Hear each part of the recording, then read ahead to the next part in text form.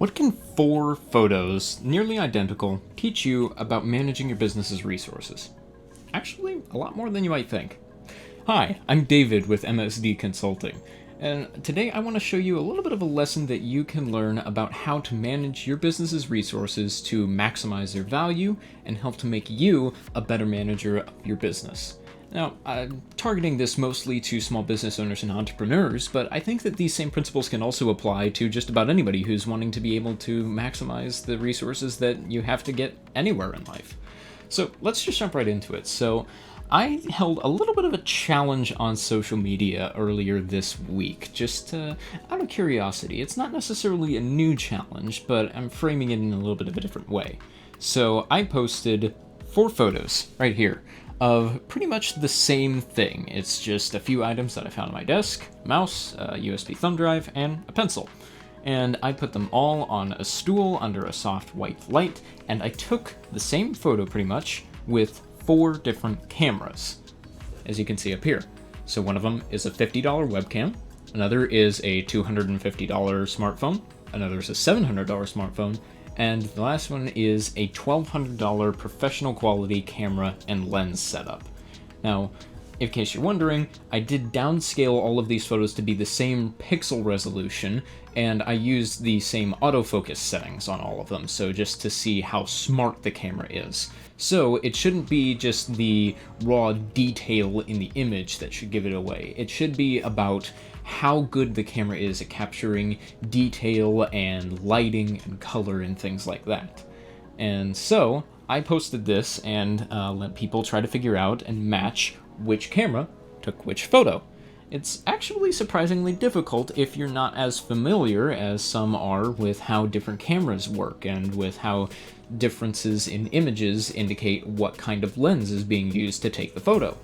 Some of my fellow photo and video nerds pretty much got it spot on the first time, but a lot of other people who messaged me privately or responded publicly on my pages didn't necessarily get it first time, which is fine. It's actually a surprisingly difficult thing to determine. So, the question is, what do you think it is? I'll give you a moment to try to look at it and to figure it out, and I will reveal the solution in 3, 2, 1, and there we have it. So, did you get it right?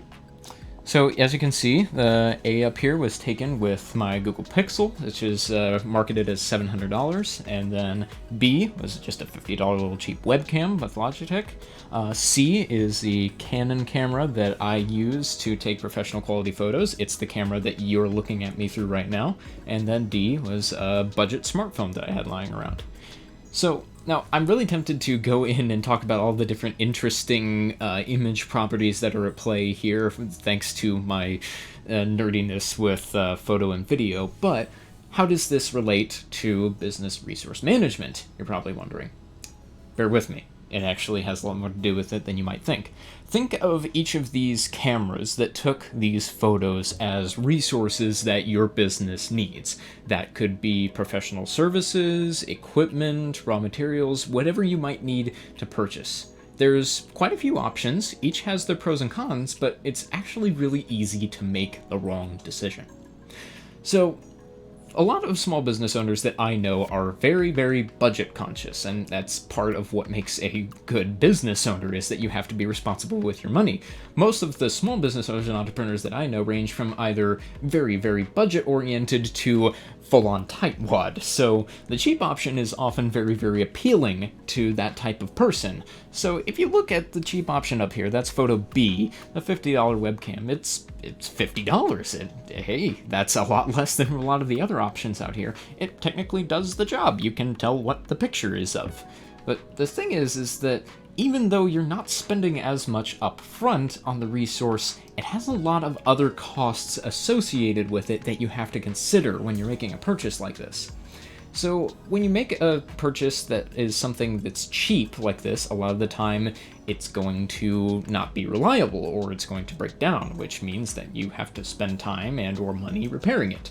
Or in this case, with a cheap camera, you really want to be able to edit it to make sure that it looks a lot better than this. This is just a raw photo with autofocus, and it doesn't look that great. And if I wanted to post this online and make it look decent or comparable to a lot of the other competitors that are out there using better cameras, I'd have to spend a lot of time in editing trying to fix this up.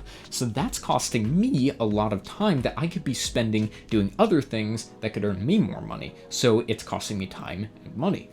And ultimately, customers are a lot more perceptive about the quality of the product that they're getting than you might think they are. Even if there's no discernible difference in the quality of the product that they're receiving, it might be that you're taking a lot longer to put out your product or your service. And that little detail could be the difference in what makes them decide to switch to one of your competitors. All because of one small decision that you decided to go with the cheaper option. The cheaper option can be good sometimes. I'm not necessarily saying that you shouldn't be budget conscious, especially if it's something that isn't integral to your core business. If it's just something that you just need on the side as maybe just an optional thing or just a novelty, then sure, go for it, cheap out. But a lot of the time for your core business needs, the cheap option can cost you a lot more than you might think. Now, on the other end of the spectrum, especially if you've been burned by the cheap option before, and you start to do a little bit of research and perhaps talk to salesmen, they will pitch it to you like this. They will say that this is the whole situation. Look at the cheap option here. Look at how grainy it is. Look at how flat all of the colors are. There's no depth. You can barely tell like the text that's on there. It's just a mess. But look at our option. This is the industry standard. Look at the detail in that. Look at the colors. I can look at this pencil in real life and I can see that this red is the same red as in that picture. The colors are fantastic. The sharpness is great. They'll say all these great things. And don't get me wrong, this is a great camera and it's way better than this photo here. But here's the thing, is that they'll tell you all of this stuff and they'll tell you about how it's going to save you all the time that you've been spending trying to work with this. But if we go back here and you look down here, it's 24 times the price. So the question that you have to ask is the more expensive option delivering you 24 times the value as the cheap option? Now, it may be the industry standard, and it may be what a lot of your competitors are using, but it's not always the best option for you, and it can actually have a lot of the same drawbacks as the cheap option. Because, again, maintenance costs are something that you have to think of, and high-end components tend to cost more and be more complicated to maintain. And if you don't necessarily have the knowledge of how to do that, then it can be really, really pricey for you or for the repairman that you need to be able to maintain it. And also, more expensive options tend to have a lot more options, some of which you don't even need, so you're paying for capability that you're not going to use. And a lot of these capabilities, you would have to, if you really want to maximize the value that you're getting out of it, do a lot more research trying to figure out how you can use it, and you may not even be able to use the additional capabilities. So, the more expensive option isn't always the best one either. Now, it can be if you have a very specific need, and this is part of your core business. So, for example, in here, if you are a professional photographer, or if you're like me, and a lot of what you do is producing digital content, then yeah, getting a high-end camera is absolutely worthwhile, because it's a major part of what sets you apart from your competitors. But if that's not the case, if it's not part of your core business, it's not necessarily worth it a lot of the time. So that brings us to these other two options, A and D. Now, these are smartphone cameras, and when you look at them physically, you really wouldn't think that they would be able to compete. Because look at this little camera. Like, it is as big around as my pinky finger and it's about as deep as a bottle cap. Whereas the camera that you're looking at, the professional camera, is about this big. It's massive. And its only purpose is to take pictures. Whereas this is also a phone. You can text, call, browse the web, do all kinds of other things on it. It's not necessarily just for taking pictures. So how in the world would this be able to compete with that? And a few years ago, that logic would be totally sound. Smartphone cameras weren't that great, and there was no way that they could compete with high-end professional cameras.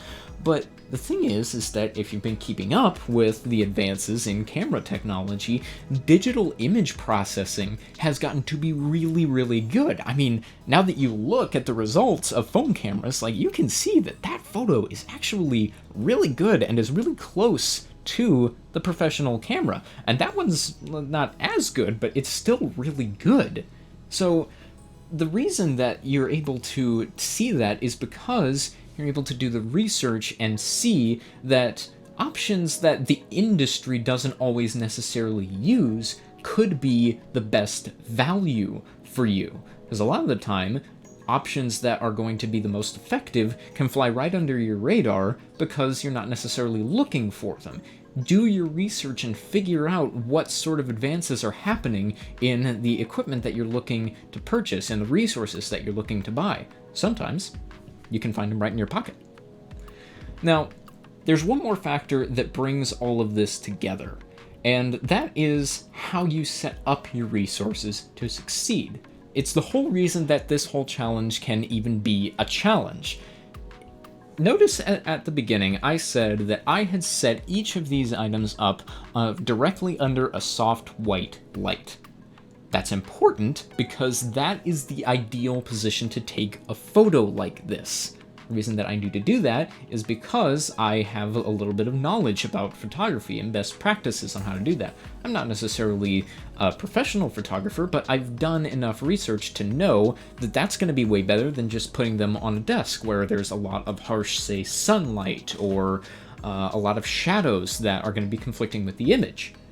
The reason that this is difficult is because I set up the resources to be able to succeed.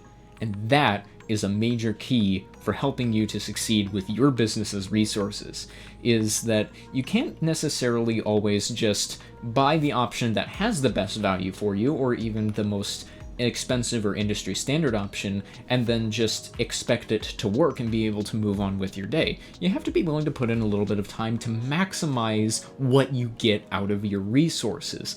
And that takes time and research, and sometimes that's into things that you aren't necessarily interested in. It might not be that you want to learn all about how this piece of equipment or how this service is going to help your business. That's not necessarily the goal of your business. That's not ideally what you want to be spending your time doing.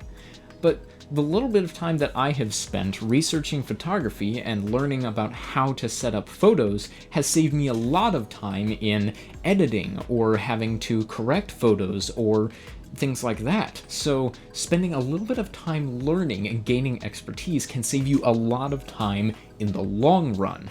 And as well, it translates into a better value for your customers. They can tell the increase in quality, and when they talk to you, they can see that you know what you're talking about. They can see that you are passionate about all of the aspects of your business, and you're not just throwing aside the ones that may be considered secondary. And as well, you can teach your employees or people that you work alongside of about this knowledge that you've gained, making you a more qualified professional, and it lets you rise up a little bit more in the ranks potentially if you're working for a company. So let's kind of bring all of this together and see what are the main lessons that you can learn from this. So first of all, maximize your value. Sometimes less is more, but other times you get what you pay for. It's really tricky to be able to figure out what's the balance between spending and saving as far as the benefits and pros and cons between what is it going to cost me upfront versus what's it going to cost me long term to figure out how to maintain all of that. And how do you figure that out? Research before you buy. Try to do your research and figure out what sort of technologies are out there. What are all of the options that I have? Not just the ones that my industry thinks are the best options. And finally, set up your resources for success. You can make a cheap option look many times more expensive and seem much higher quality just by spending a little bit of time figuring out how to set them up to perform the best that they can.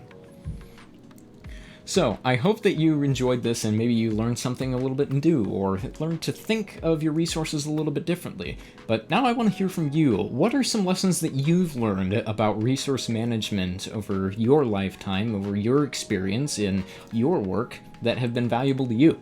Let me know in the comments below.